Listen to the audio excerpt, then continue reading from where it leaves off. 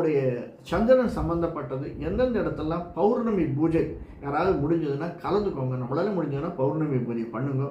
ஏன்னா அந்த பௌர்ணமியினுடைய போது சந்திரன் சூரியனுடைய பௌர்ணமி போது நமக்கு விசேஷம் ரொம்ப அதிகமாக இருக்கும். சந்திரனுடைய வீடுன்றதுனால அதை முக்கியமாக பண்ணுங்க. அதே மாதிரி ராமனுடைய ஆசீர்வாதம் என்றைக்கும் ராமலட்சுமண சீதை ஆஞ்சநேயர் இருக்கிற கோயிலை போய் சுற்றி வந்தீங்கன்னா ரொம்ப நல்லாயிருக்கும். தன்வந்திரியை பிடிச்சிக்கோங்க. எங்கேயாவது போனால் தன்வந்திரி இருந்தாலும் ஒரு கோயிலில் பார்த்தீங்கன்னா அவருக்கு ஒரு விளக்கேற்றி வருதல் அப்படிங்கிறது நல்ல ஏற்றம் தரக்கூடியதாக இருக்கும்.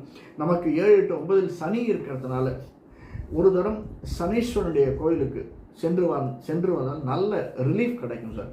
ஏதாவது ஒரு பிஸ்னஸ் ஒன்று புதுசாக ஆரம்பிக்கிறோம் அல்லது வீடு கட்ட போகிறோம், இதுக்கெல்லாம் குருவனுடைய ஆசீர்வாதம் இருந்தாலுமே 9ஆம் இடத்தில் இருக்கக்கூடிய சனி நமக்கு நல்லதை பண்ணணும் அப்படிங்கிறதால 11ஆம் வீட்டை அவர் தான் பார்க்குறார், 3ஆம் பார்வையை பார்க்குறார். அது மட்டும் இல்லை, 3ஆம் வீட்டையும் 7ஆம் பார்வையை பார்க்குறார்.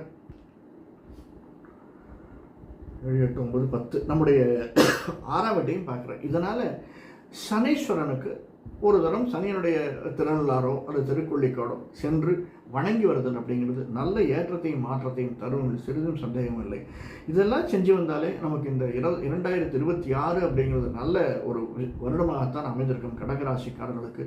நம்ம தனியாக ஒரு தனி காணொலிகள் நான் போட்டுனார நீங்கள் பார்த்தீங்கன்னா தெரியும். நம்முடைய ராசிக்கு நம்முடைய தசா புக்திக்கு இப்போது